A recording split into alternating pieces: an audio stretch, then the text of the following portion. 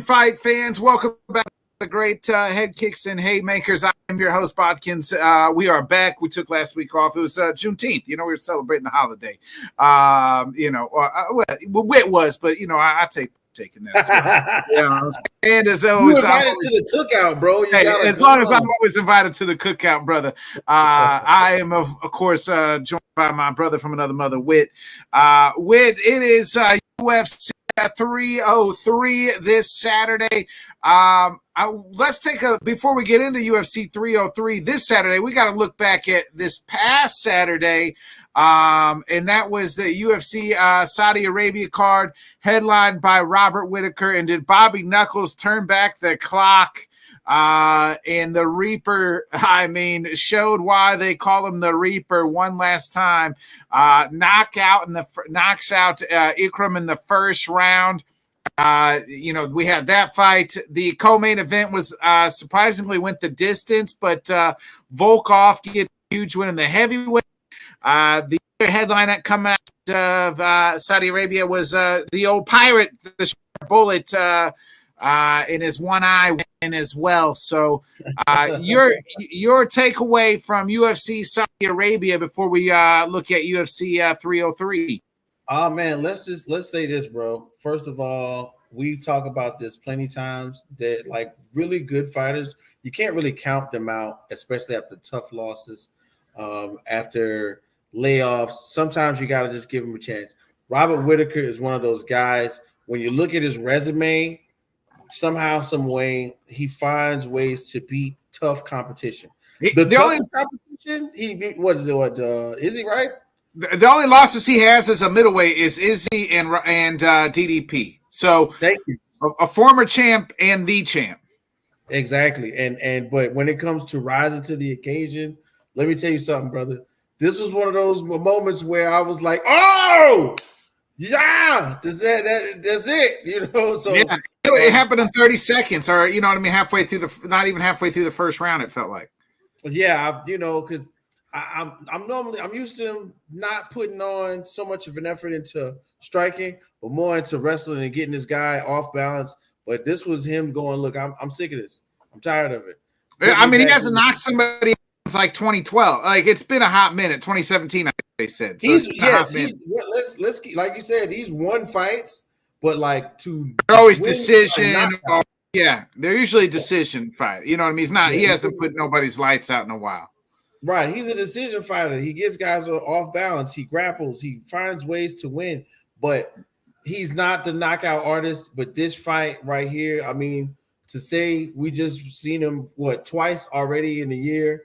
He beat Costa, and then he's beaten Aliskerov. Somehow, some way. I think we got to meet in the middle and get like a 1-2 decision. Somebody's got to come out, whether it be him or Sean Strickland. But I know we'll get to that. Yeah, and that was gonna be my next point. Real quick on the Bobby Knuckles, like that has been the theme of 2024, though. Like when it seems like anytime the old guard is challenged by a new guard, the old guard has come out on top. DDP. We talked about Dustin Poirier and BSD on Saint Denis. We talked about Jose Aldo. You know what I mean? We have seen the old guard kind of win some fights here this year in 2024 where it's like, man, they keep matching up some of these older guards with the new kids on the block. And the old guard's still showing that there's absolutely levels to this shit. Definitely, bro. The way that the UFC oftentimes tries to get fights set up so that, hey, we can see new talent and maybe we get like a little bit of a mauling. Let's put them in there with the old dogs still got teeth, bro. I don't care what you say. And this is another example of it. But I'm happy for Robert Whittaker. Like you said, he's lost to the former champ. He's lost to the current champ. And that's it. He lost to the current champ and maybe arguably the second greatest middleweight of all time in Israel Adesanya. To me, Silva's number one. So, really, like Bobby Knuckles is like in rarefied air.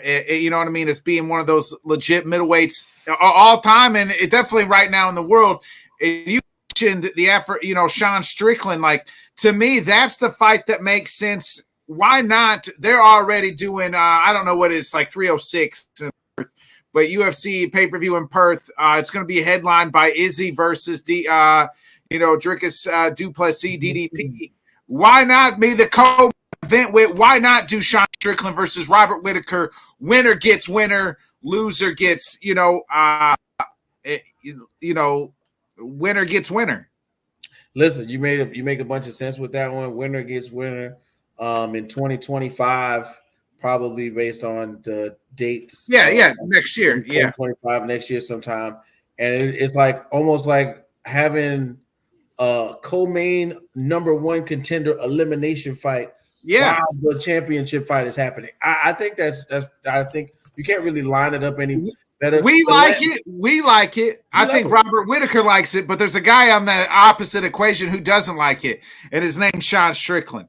Sean said he's going to sit out and wait for that title. Does not want to fight Robert Whittaker. I've said this, to me, to get to a title fight in the middleweight division, you have to beat. Got it. Cut that off, right? Ouch! Damn! Ouch! You have to beat Robert Whittaker. Sean Strickland got the title fight without having to go through Robert Whittaker. I feel like he should have to get through Robert Whittaker to get the title fight. I've always kind of said that, even when Izzy was running shop. Hey, they got to go through Robert Whittaker to get to Izzy. DDP did, and then you know what I mean. Like, that's why he got a title shot.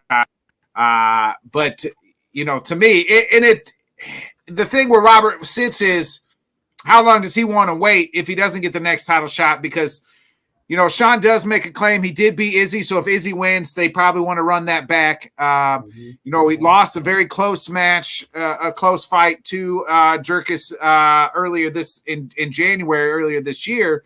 So where he feels like he won that fight, and some people, Joe Rogan and a few others feel like he won that fight.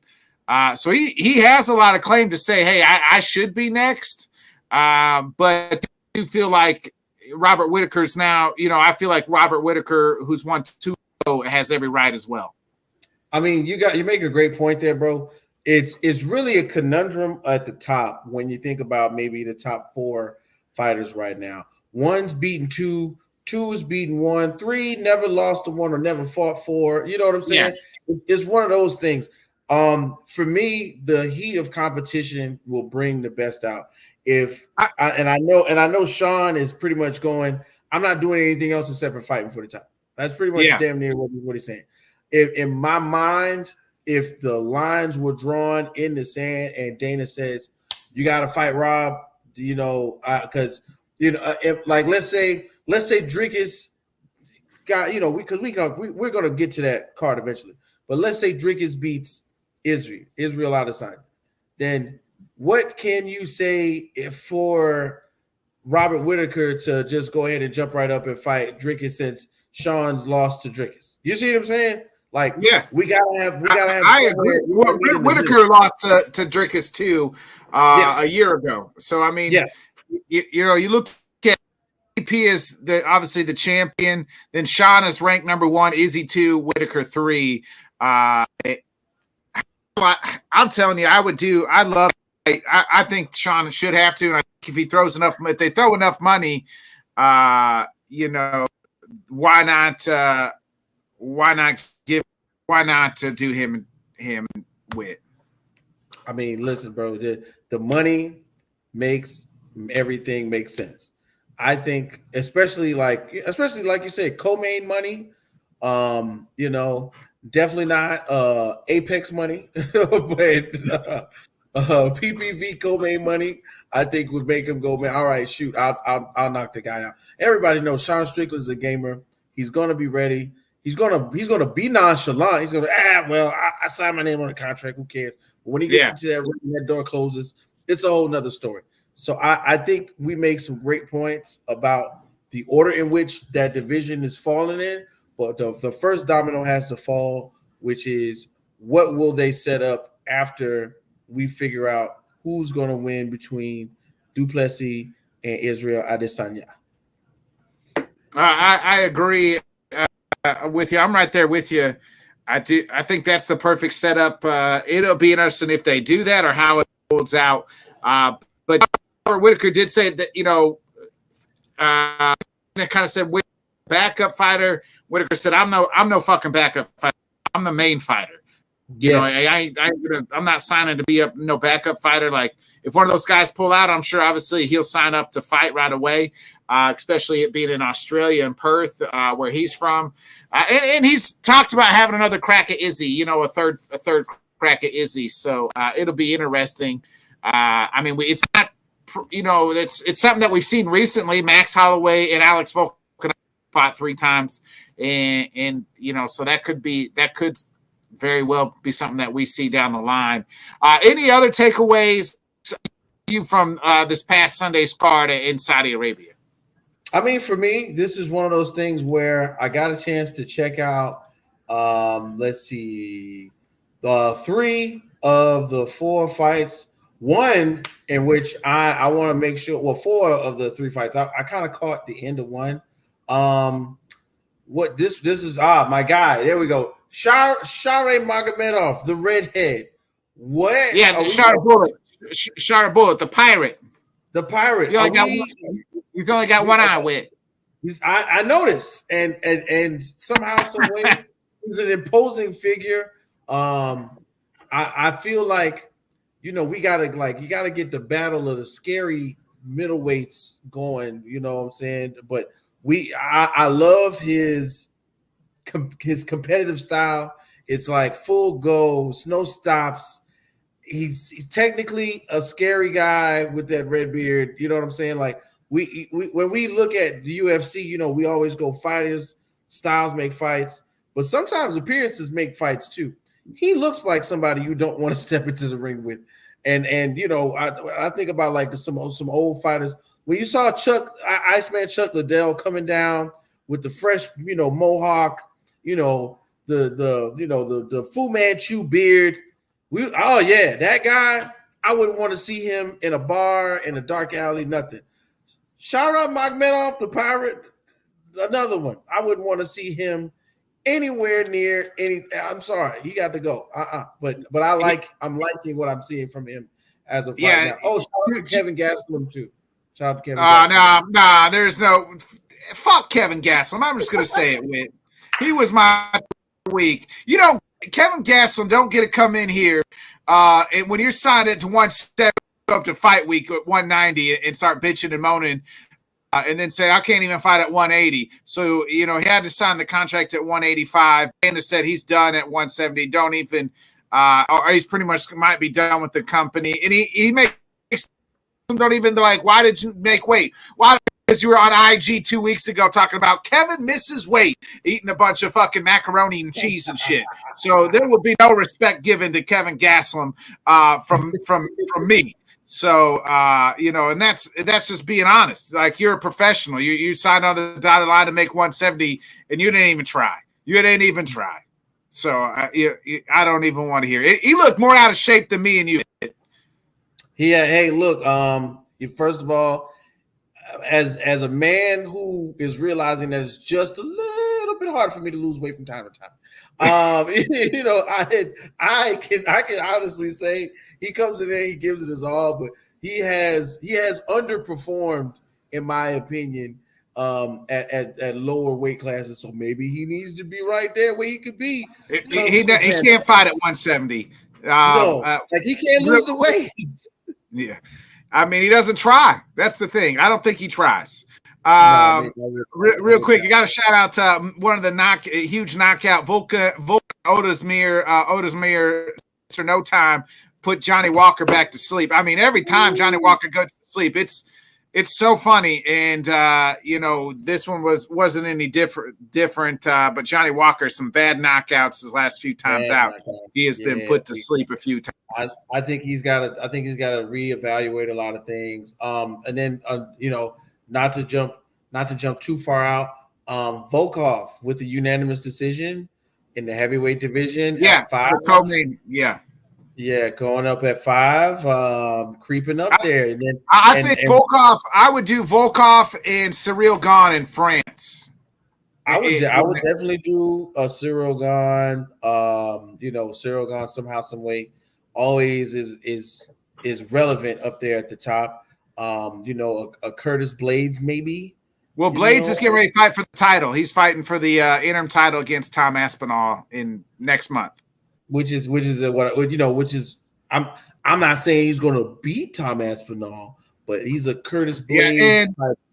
And Tom Aspinall already fought Volkov. The thing about Volkov is he's already kind of fought everybody. Fought everybody. Up and down the rankings.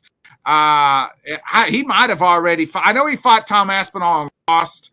He might have already fought. I can't remember if him and Cyril Gane have fought, but I kind of like that fight. I wouldn't be surprised. I know Blades have already fought, and he lost to Curtis Blades. Blades just ragdolled him all over the place. Yeah, he beat Rosenstrike. I know that. That's somebody else. Overeem. Yeah, he's been he lost to Cyril Gane already. Back in 2021. Yeah, so he's lost. Like he's faced all those guys at the top. Right. They're gonna have to get some rematches for him because there's nobody else for him. Right. Yeah. Look, like you said, Curtis Blades beat him one time. Derek Lewis knocked him out. Like he's really fought. That was the balls is hot fight. Yeah, he's fought everybody. Right? My balls is hot. Yeah, turn Derek Lewis into a superstar. Definitely did. USA in this show. Right. We'll turn our attention to this Saturday. It is UFC 303. So we didn't talk last week, obviously, but since the last time we talked, remember UFC 303 was supposed to be headlined by none other than Conor McGregor versus Mike Chandler. They just, McGregor breaks his toe, so he's out, pulls out of the fight.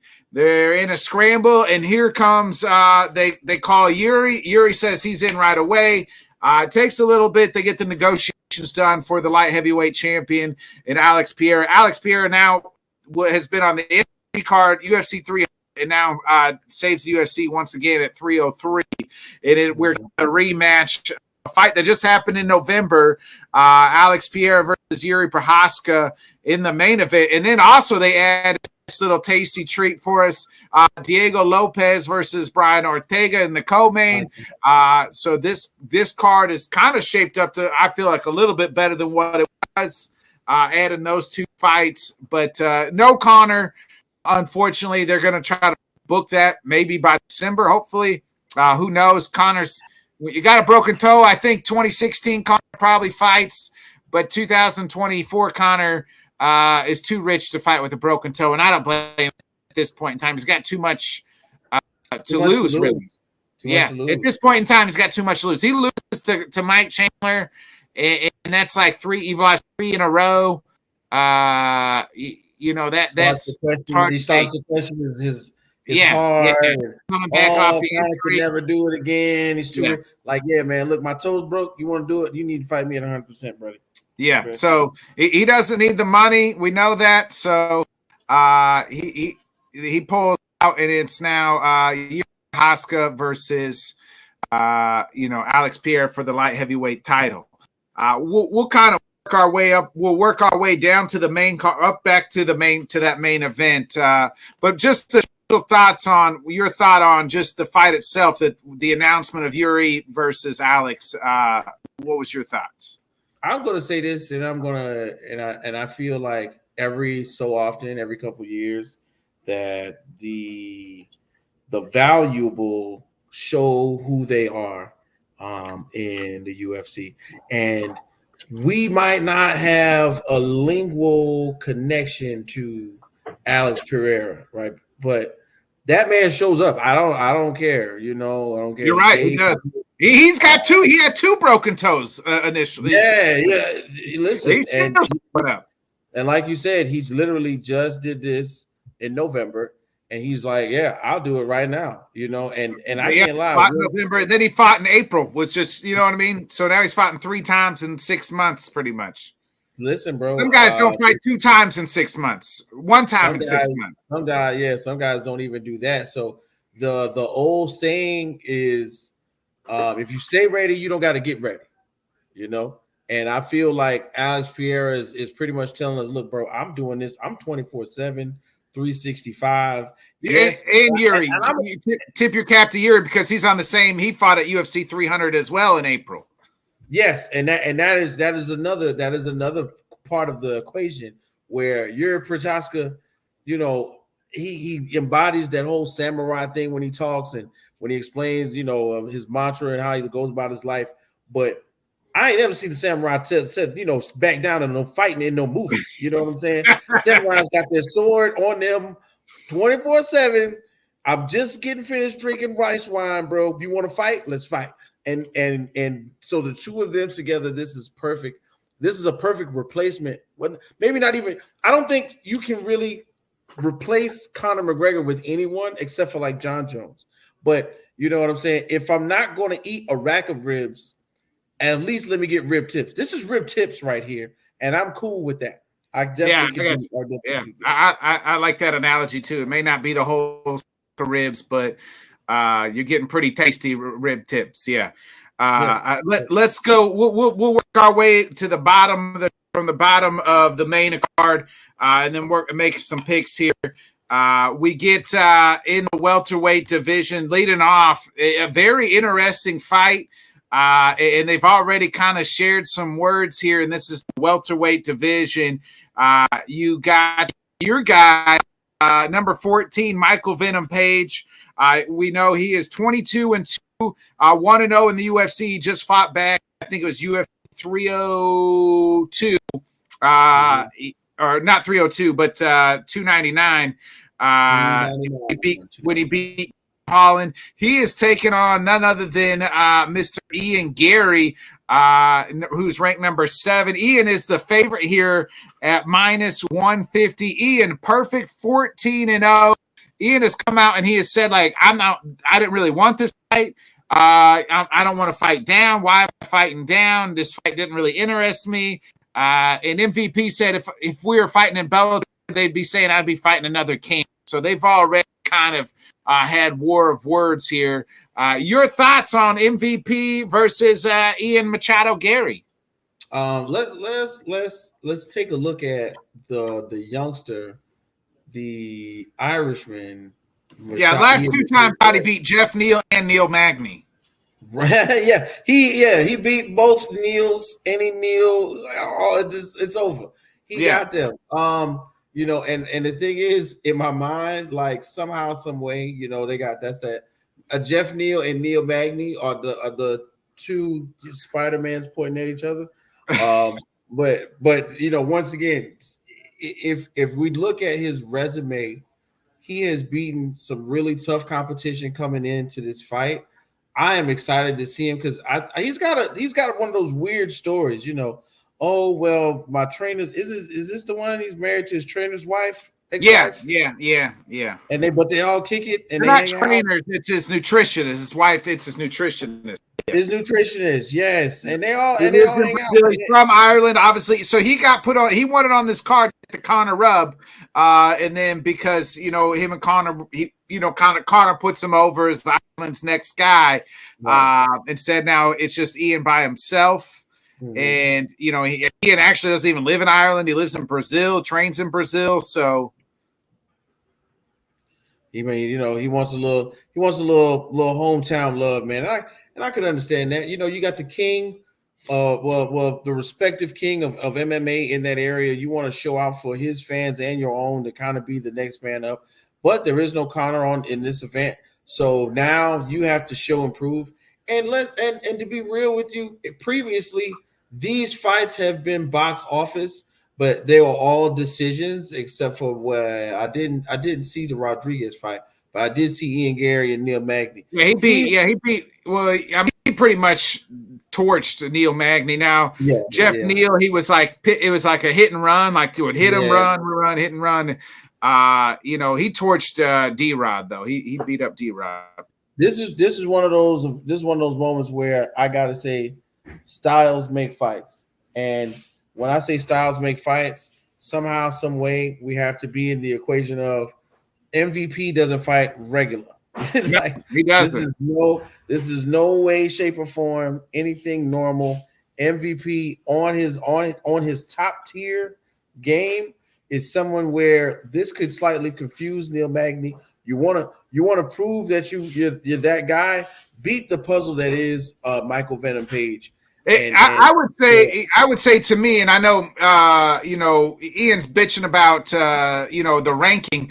Michael Venom Page is the best fighter he's faced. Michael Venom Page is the best fighter he's faced. Like, easily get rid of the rankings. If MVP was in, UFC for a long time instead of Bellator, he would be a top 5 fighter. He's that damn good. Unfortunately, he spent majority of his career in Bellator, and now he's trying to make a run in the UFC. And if he beats Ian, that catapults him quicker to the top. But Ian's got to be careful, like you said, because styles make fights. Like, MVP is very unorthodox in the way he fights. Extremely unorthodox. Extreme. And that was the word right there, the word of the day, ladies and gentlemen. You can put it in the comment section. Everybody spell it out. Unorthodox. And we don't mean southpaw unorthodox. We just mean unorthodox. It's weird to look at. It's body type style. It's a karate type style. He fights with his hands down, open-handed, in a what would you call that? In a linear position where his body is wide open to contact, which gives you a smaller like punch radius. You gotta, if you're gonna hit him, you gotta hit him because you will miss and he can counter. His long arms, his long limbs is all he does is counter. He's a great counter artist. And Michael Venom Page is known for countering and accidentally knocking guys out. But Ian Gary is also known for being very slick, lot of movement, a lot of, like you said, with Neil Magny or with Jeff, not with Neil Magny, Jeff Neal. With Jeff Neal, it was like, I'm just gonna point you out, and that could be where the two meet and we get a little friction right there. So I'm excited to watch it though. Who you got winning? I'm not gonna lie to you. I'm looking for an MVP split decision on this one. Ooh, okay. I do think I think you're right. I think it goes decision, but I'm gonna take the younger fighter here in the youth here. I'm gonna go Ian Gary. Ian's 26, so he's about 10 years younger than MVP here, and I think Ian's that good. I think it goes decision. I think it's probably a split decision the other way. And I'm going to say Ian Gary wins this one. Man, listen, the margin of error in this one is like so slim because in no way, shape, or form either fighter has no place to mess up because this can go either way, really quickly. Especially with the likes of Ian Gary, who does have hands, and the likes of Michael Venom Page, who is known for unorthodox fighting. I think it's going to be. I think some casual fans might think it's a boring. It's going to be a point fight, but I think Ian gets it done. A karate style point fight. Hey, we get to the next fight on the card. It is women's bantamweight here, and it is none other than Mario Buena Silva. The last time we saw her, she was fighting for the title against Raquel Pennington. She obviously lost that fight, and that was just back in January. She is 10-3-1. She has won 4 of her last 5, and she is taking on number 7 ranked Macy Chasson. This odds got this fight dead even with both fighters at -110. Macy Chasson is 10-3. She's 2-2 in the last 4. Man, look here. This is one of those ones where I'm thinking the experience of getting into the championship rounds, fighting a championship competitor, fighting someone with the belt, knowing what it's like to lose, having to put yourself back together is going to give Maria Buena Silva the upper hand in this one. Macy Chasson is not a sleeper in this one. We know what she's capable of. She is heavy-handed. She's coming in there to bang. She's also, won her last 3 fights, but somehow, some way, I feel like Buena Silva, Buena Silva lost to Raquel Pennington, but she didn't lose in the aspect of like there's no coming back from this. You know what I'm saying? No, yeah, she just got. I think she didn't like lose so bad. Like, she tell the rounds 4 and 5, she was exhausted. She was not, that was her first 5-round fight, and you could tell. Right. Yeah. So let's put her back where she's comfortable. Let's give her 3 rounds. Let's make her make decisions that she's comfortable with making, and let's put her in there with someone who, if given the opportunity, will more than likely try to figure out how to get her on the ground where she is actually good at. Buena Silva, that is. So I'm going with Buena Silva on this one. Chastain I want to see her again after this one, but I like Maria Buena Silva on this one right here, bro. I'm right there with you. I got MBS. I think she can win this one. I think she wins by decision, but I like it as well. Give me MBS winning this one. How about this fight with here's a chain of events. So when this is the original fight. This was supposed to be the co-main event originally under the Conor card. It was going to be Jamal Hill versus Khalil Roundtree. Roundtree has to pull out. So then it's going to be Roundtree versus Carlos Ulberg. Or not Roundtree, but Jamal Hill versus Ulberg. Well, then Jamal Hill pulls out. Anthony Smith steps in. So then it's Anthony Smith versus Ulberg. Well, now Ulberg he gets hurt. He's out. And in comes Roman Dolidze. So now you get Anthony Smith stays on the card. And Roman Dolidze is a middleweight at that as well. So, but they are going to do this at 205. It is a light heavyweight fight. It is Anthony Smith, who just fought 2 months ago at UFC 301. 38-19, did get that win at UFC 301 just 2 months ago. He is the favorite here at plus 125. Roman Dolidze is minus 150. He's lost 2 of his last 4. He is 28-3. Now this one right here is where it's gonna get spicy if you're not used to checking out what we got. We'll hook you up with a free LTS shirt. Sorry, brother. Oh man, yeah, you gotta. Hey, we got them coming though, no doubt. The merch is on the way. But yeah, look, Anthony Smith showed us last time to not count him out. He took out one of the more up and coming fighters in the division. Looked and did him dirty on the back end when he was losing the fight. Showed you that there's levels to the fight game. I'm thinking Anthony Smith in this occasion where you got Roman Dolidze keeping on a little more weight. Everybody is kind of in that space where what's going to happen when you put on some pounds.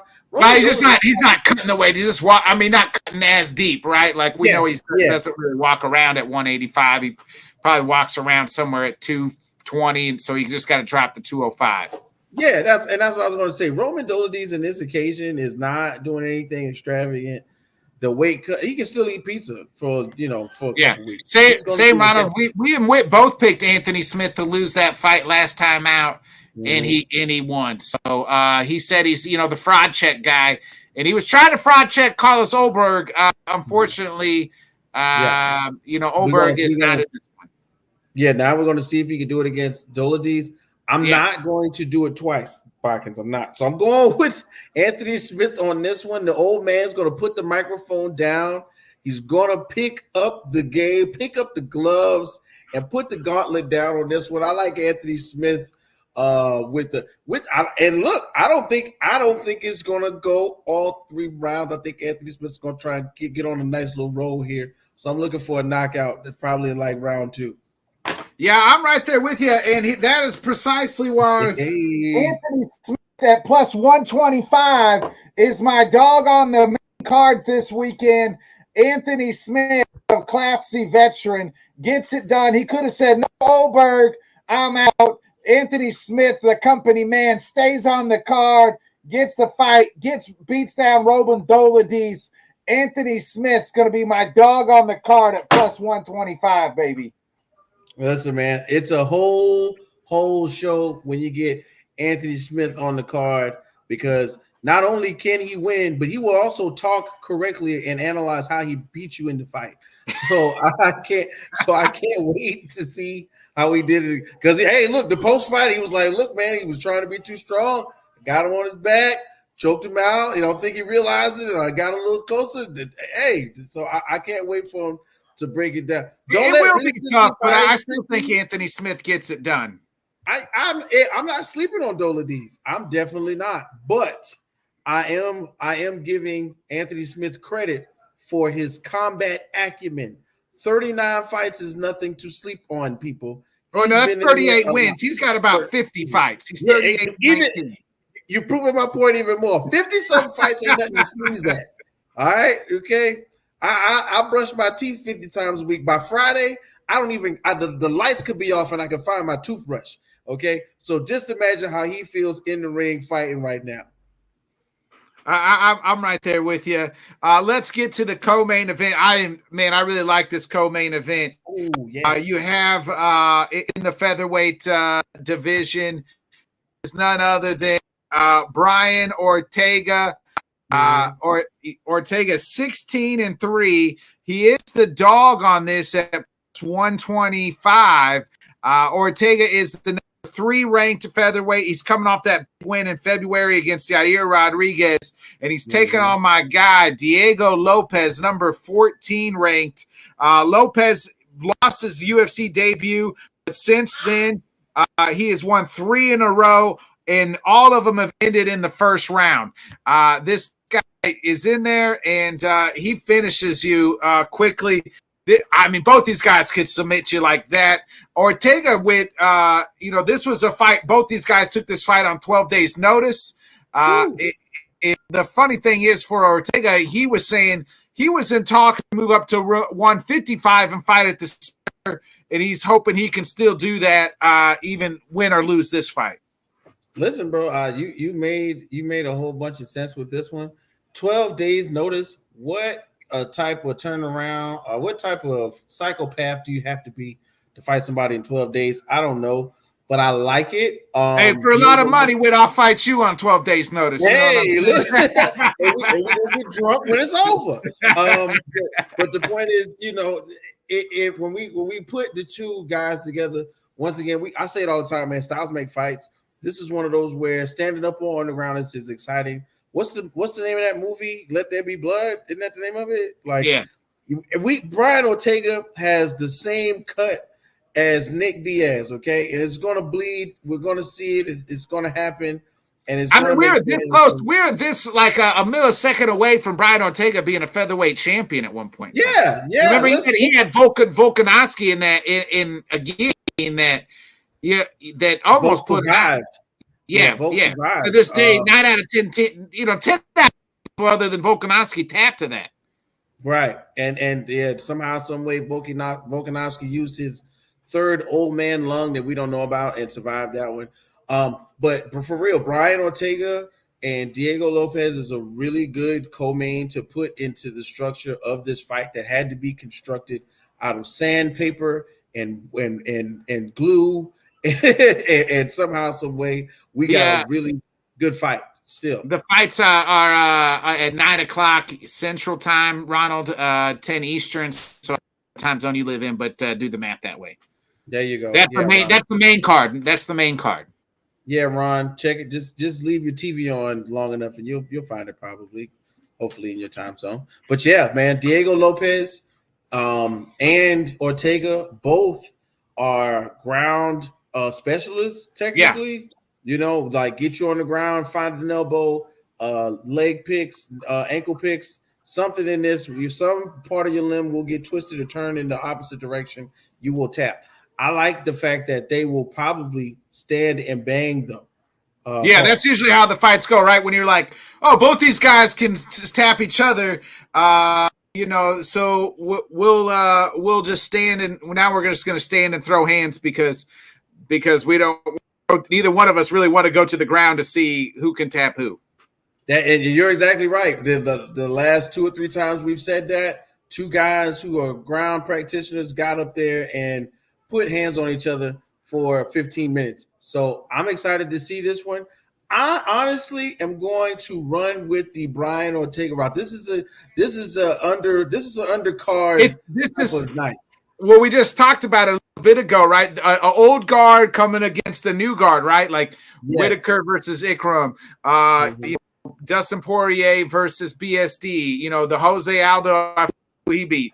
But it's that same type of thing, right? You have the young starting Diego Lopez versus a guy who's been in the top 5, 5-6 years in Brian Ortega. He's had 2 cracks at the title. Yeah, and we brought it up at the beginning of the show. Recently, the old guard has not been let loose of the spots in which they have claimed and sweat blood, shed, and tears for. So I like the Brian Ortega in this one.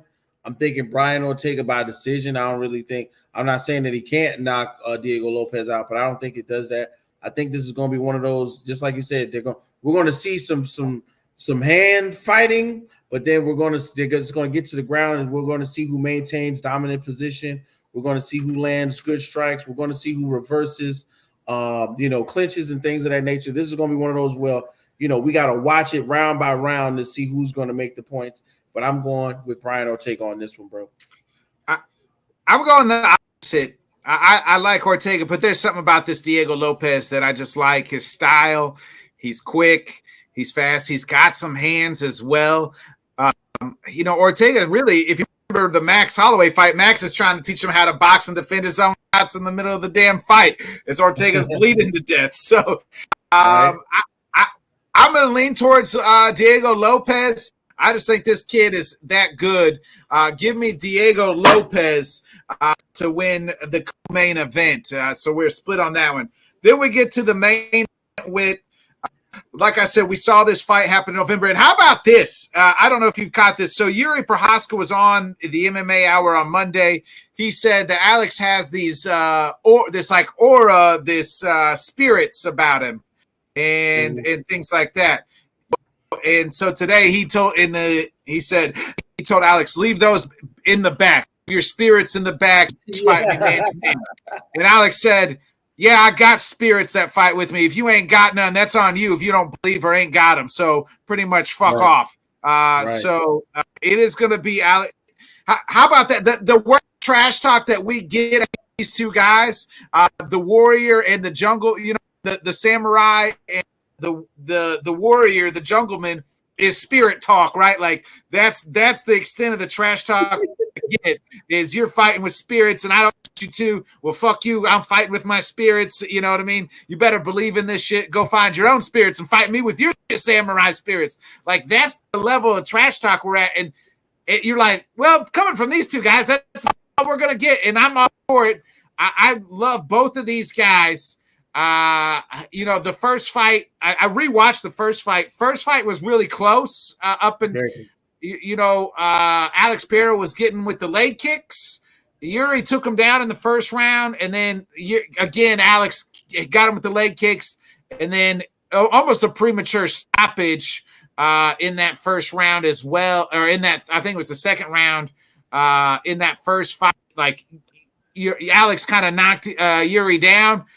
He kind of fell down, but it was, I thought, a little bit premature in that first fight. But here we are, 6 months later, we're doing it again, and both of them fought and won at UFC 300. So, yeah, man, listen, this is one that you gotta look at and put all the other stuff to the side and go, man. Just like you said, this is interesting because you're dealing with like the same person from two different places. You know what I'm saying? We got the South American Aztec warrior, the Mayan warrior, whatever, you know what I'm saying? Coming out of the jungle, face paint, death whistle. But then you got the Czechoslovakian samurai.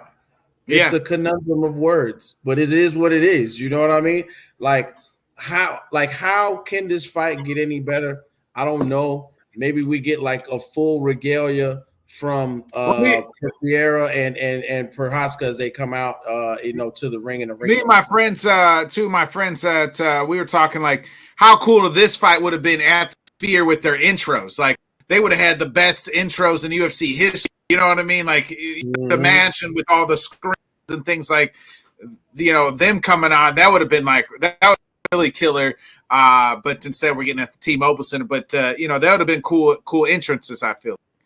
Man, listen, like one of the things I feel like boxing does have on the UFC that they maybe should like include just a little, especially on like big cards. Ain't nobody got no ring walk. It's no ring walk. That's UFC. They don't. That's UFC. Yeah, only person had a ring walk, and it wasn't even a ring walk. It was technically a dance moment. Was Izzy, and the only reason why it was cool was because Izzy won that night. Yeah. Okay. Yeah. If Izzy lost, Alex kind of got that, signature. Yeah. He kind of got that. He got that. But I get what you're saying. Like they don't let him dress up, or everybody comes out the damn. Deontay Wilder got knocked out several times, but his costumes coming to the ring, make him feel a little more powerful. That one time he said it cost him because the costume weighed like 200 pounds when his scrawny ass. They made him tired before he even got to the ring. His neck was hurting from the headgear and all that stuff. But shout out to the Bronze Bomber, man, my guy Deontay Wilder. But back to this fight. This is again, like you got to go with your brain or your heart with this one. And I got to go with my brain, bro. I'm so sorry for Yuri Prochazka, man, for coming into this situation feeling. I know he feels like he can win. I guarantee he does. He said like I'm the yes man. Like I have to. I need to win. That's why because they asked him like, why not have a whole training camp? Because if you lose this fight, you're not probably getting it. That's 2 cracks at him. You're probably not getting another crack. Well, a real samurai, a real warrior, they don't schedule fights. They just fight. I tell you, man, all those old Japanese samurai movies, bro, they are chilling, drinking white wine, and there's a new man with a hat in the middle of the town, and they want to fight. Pull your sword out. And that's it. And so I give him 100% credit for being that person for the UFC right now. But I can't go against Pierre right now. I can't. I don't understand where his fighting prowess comes from. I don't understand what's going on with his hands when he hits people. I don't understand what's going on with his leg. It's like that. And it puts you. I was watching the Good Guy Bad Guy podcast, and Chael Sutton was talking about him, and they were showing the video of him, hitting the mitts, and they were like, if you don't realize the cameraman is on the other side of the room. Look how listen to how loud that is. He is killing the mitts. Yeah. And this is before he knew he had to fight. You know what I'm saying? So I really feel like, boxing and MMA is something that you have to live. Like, I don't care what I'm doing. I'm in the gym. I'm working out some kind of way. Both of these guys do that. Both of these guys do that. I think Piero just outmaneuvers a loss in this one. When I say outmaneuvers, due to the fact that it's like short notice, I'm still thinking decision though. Like maybe unanimous decision, but decision nonetheless. So here's my thing. So I rewatched, like I said, I rewatched the first fight, and then I watched the Rakic fight. Yuri he'll take 2 to get 1. Like he's just always putting himself in damage. And you can only take so much damage from Alex Pierre. And one thing that he struggled in the first fight, and he struggled with Rakic, is the leg kicks. And there's nobody through a course of 3 rounds, 4 rounds, 2 rounds, hell, even 1 round that I want to sit and take a leg kick from is Alex Pierre. Because so I think through the course of a few rounds, that'll start to wear on Yuri, and he won't be able to walk. And I think Alex gets him out of there. I think Alex puts him down. I'm going to say in the 4th round. Give me and still UFC light heavyweight champion of the world, Alex Potampiera. Man, listen, you said a handful with that one. I'm definitely with you on it. We locked in, even though we got some splits on the card right here. But when it comes to the main, I got to go with Pierre on this one, bro. And Prochaska, kudos to you for being a competitor, for being the fighter that you are, brother. We'll put on 10 more pounds and go up a little more weight class and just leave that. I drop down. I think he could be a hell of a middleweight at 185. Yeah, drop down. Yeah, definitely. So just real quick, I do have a on the card. I got to go with my guy Joe Pyfer at -300. I know it's kind of a high minus stock, but 12-3. I like Joe Pyfer on the main. He is the the main event prelim. How about just real quick? We don't have to pick him, but some other nice fights on this card. Cub Swanson, Andre Feely, two veterans in the game fighting. Watch out for up and comer Peyton Talbot. He's a up and comer in the bantamweight division. Andre Arlovsky, old man Andre Arlovsky in this fight. Andre Arlovsky's been fighting in the UFC since UFC 2. It feels like. So there's some some even on the prelims. There's some good fights on there as well. Jillian Robertson and Michelle Watterson Gomez. That's going to be a good one as well. Charles Jourdain's on this card as well. So some good fights just even in the prelims to get us to the main event, to the main card, the main appetizer on Saturday night. So for UFC 303, not a bad card. I know I lost the main and really kind of the co-main, but as a whole, I kind of like the card. Listen, bro, you made it once again. When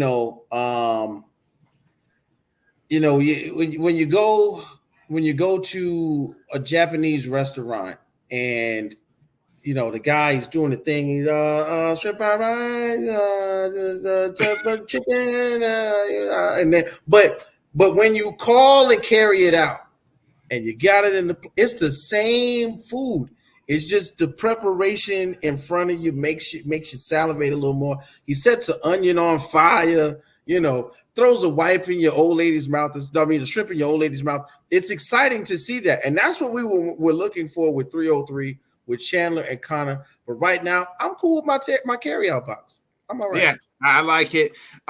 Before we get out of here, we got a little bit of box stuff to talk about. We didn't even get to talk about Tank Davis in what he did last week. 2 weeks ago, his big knockout. Devin Haney and obviously in Ryan Garcia are back in the news. Ryan Garcia is suspended for a year, has $2 million. The fight is now turned into a no contest. Devin Haney seems like I want to kind of run that back. I want to make him pay for it in blood and in the pocketbook. So, lots of boxing news to get into. Inform us a little bit about what's going on in the boxing world.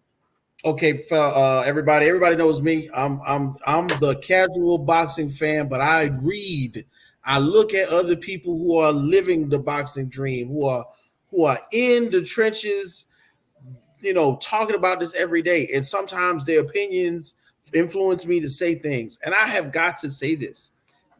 First off, we're going to start with Tank Davis. Tank Davis at 135 is the best I've seen in my lifetime at 135 pounds. But ladies and gentlemen, if you cut off my right leg, that leg is 135 pounds. Tank Davis is 5'4", 5'5", 5'6" in shoes, maybe.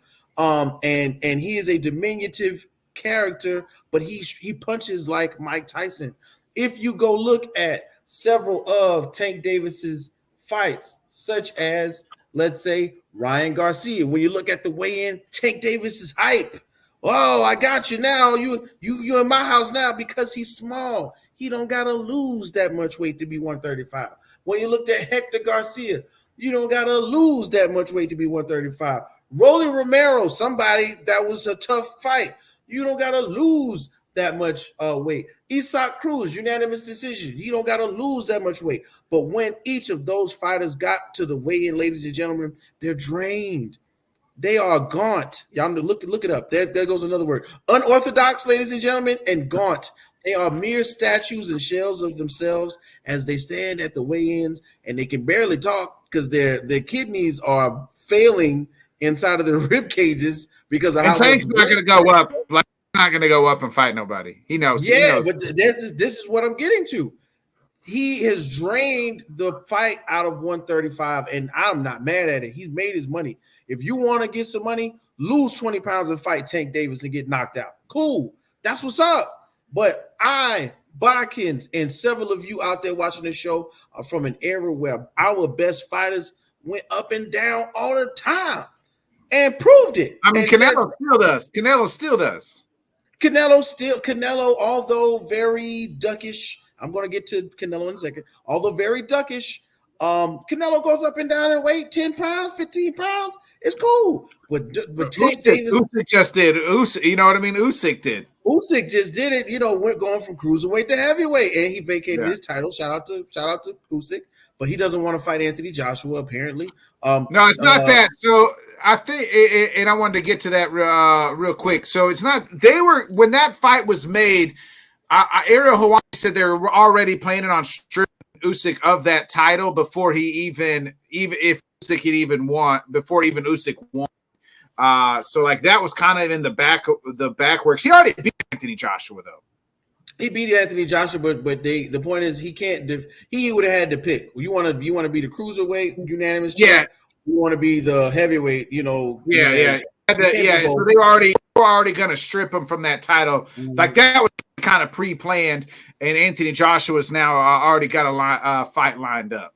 Right. It was going to be a big money fight. If it was more so a big money fight, if it was going to be, the Gypsy Fury Joshua. Yeah. But things happen. But anyway, when it comes to our brother Abdul Wahid Tank Davis, I would like to see him put on some weight. There are people I like to see him and Haney. Listen, I like to see him and Haney. But let me tell you, right? Think about this. What is easier for you to do as an older man? Lose weight or put on weight? It's hard for me to lose some weight. So I want to see him fight a young man. What about Shakur Stevens? Shakur Stevens is right there in that age range where 10, 15 pounds ain't going to hurt him. He's already doing his thing at 135. Anyway, I would rather see him fight him than some other guy who's going to come from another weight class and lose 30 pounds to fight Tank Davis. Tank Davis right now, walk to his mailbox, Tank Davis is 175 pounds. I guarantee you. You know what I'm saying? But right now, it's nothing for him to lose that weight and fight at 135. That's simple. It's easier for him. Anyway, let's continue with the boxing information. So, of course, David Benavidez. What? Who? He won his fight the same night. Right? So what happens with David Benavidez? What do? Somehow, some way, everybody goes Canelo when we talk about David Benavidez. Will it happen? Will it not? We don't know. But then, of course, with Tank Davis knocking Frank Martin out, the next scary thing is, a name in boxing that we hear every so often, and it's like the boogeyman to people at 135 pounds because why? He's older. He's already small, and he loves fighting at the weight class. We're talking about Lomachenko. Hello, are we going to get a Lomachenko Tank fight before the end of the year? It's a possibility. They've been throwing that up in the air, and somehow, some way, we will be able to do it. Now, on the back end of something that's already happened that keeps on rearing its ugly head, we got to talk about Haney real quick, because me and you, we kind of ran it when they were about to have it. And Devin Haney and Ryan Garcia's fight. Right now, Devin Haney is suing the zone for two reasons. One, they said he didn't get his bread. All of it. Two, he wants the fight erased basically from the annals of history, not even findable on the internet. That's impossible. We might as well forget that. Now I get suing him because they pay that man his money. Now, maybe they were waiting until the Ryan Garcia shit got situated, you know what I mean? Until the suspension, all that. But pay that man his money. If you're DAZN, you don't want to be known as a shady business, group that didn't get paid, that don't pay their people. But pay his money, but also leave the fucking video out there. Like Devin Haney, like I hate to say it, like I defended you because he should have never took the fight to begin with once Ryan Garcia missed weight by 3 pounds. There you go. I mean, somewhere in there, like, okay, let's look at this. The drug that Ryan Garcia got banned for, or had in his substance, or was a banned substance, is Ostarine. Ostarine is designed to activate the androgen receptor in similar fashion to anabolic steroids, which technically, if you know, anabolic steroids are used to reproduce muscle tissue after you tear it from lifting weights or running. Helps you make you recover faster. Yes, there you go. That's what exactly you rebuild the muscle tissue. Does that have anything to do with how strong you are or how hard you hit?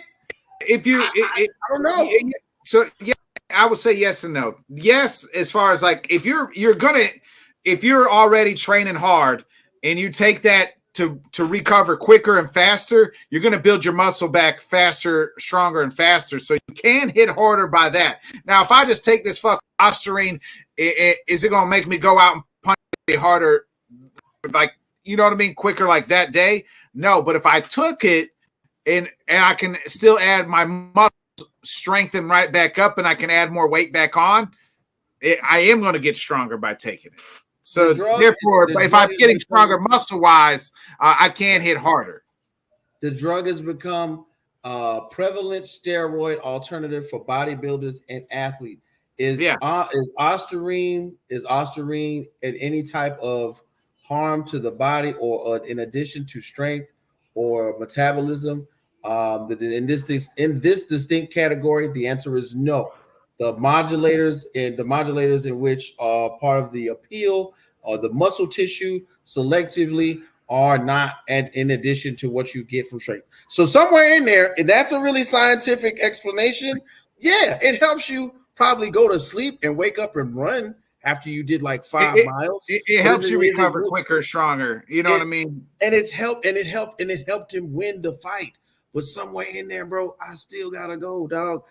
You lost in he did in a devastating fashion. Haney has not taken the loss well. No, you know what I mean? He's not. And once again, I am a Devin Haney advocate. You know what I'm saying? He was a young man when he started. He was kind of groomed, and now he's kind of on his own. And I do like what it is. But man, like, well, Tommy Hearns never took off his knockouts when he got beat. You know what I'm saying? Yeah. The real Mike Tyson. They turned it into a no contest. You know what I mean? But nonetheless, he still lost the fight. You know what I mean? I was just gonna say, man, they already took it off your record, bro. Yeah, like, leave it at that. Leave it at that. If you're gonna sue the zone because they ain't paid you, by all means, get the fucking money. Thank you, but leave it at that, bro. You can't don't go for the juggler and say just take it off of everything, man. But once again, boxing is on the way up as we are still trying to figure out what's going to happen. And somewhere in there, when we talk about Tank, when we talk about Lomachenko, when we talk about Devin Haney, we talk about Shakur Stevenson, Teofimo Lopez, and then of course somehow, some way, we still got Terrence Crawford in the wind, suspectingly saying once again Canelo don't want to fight him. So the year we get into the what would be considered the third quarter of the year. You know what I'm saying? It's happening right now because the year's halfway over, folks. Who knew we would be in June going into July this fast? But this is where boxing normally cranks up because those end of the year fights, those big money December, November fights are about to get made, and I can't wait to tell you all about it as they come my way. Yeah, I forget. I'm gonna have to look real quick. Anthony Joshua's next fight because that got announced. Yeah, he got it. Yeah, they got to fight.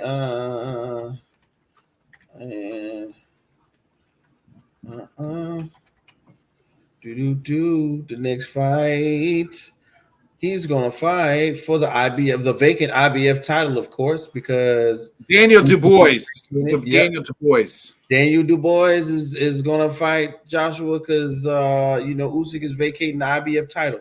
So Dubois, who was on the card previous in Saudi Arabia, knocked the guy out. Looks like a big guy, but is he on the skill set of a larger, faster, more swift, more slick fighter of Anthony Joshua?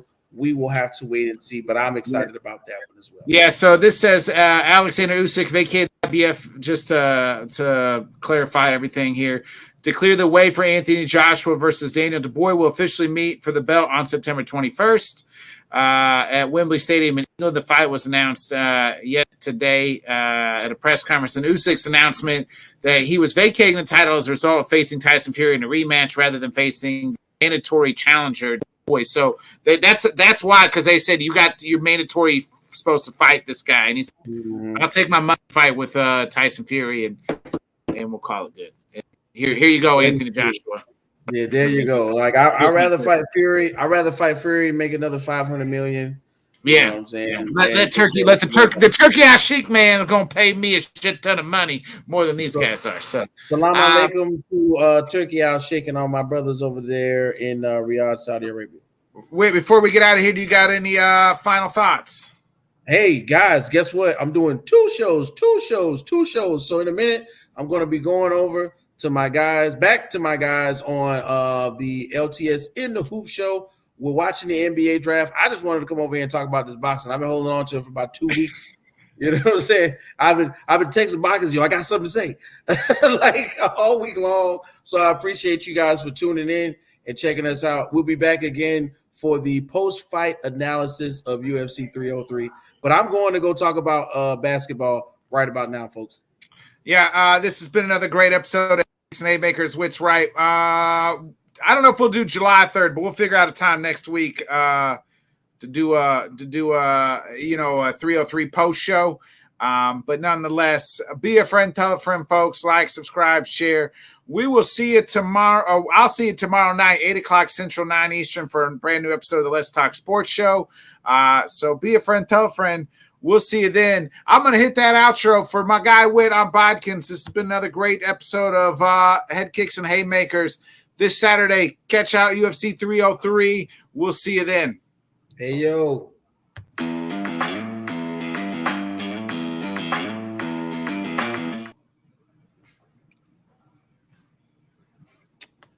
All right.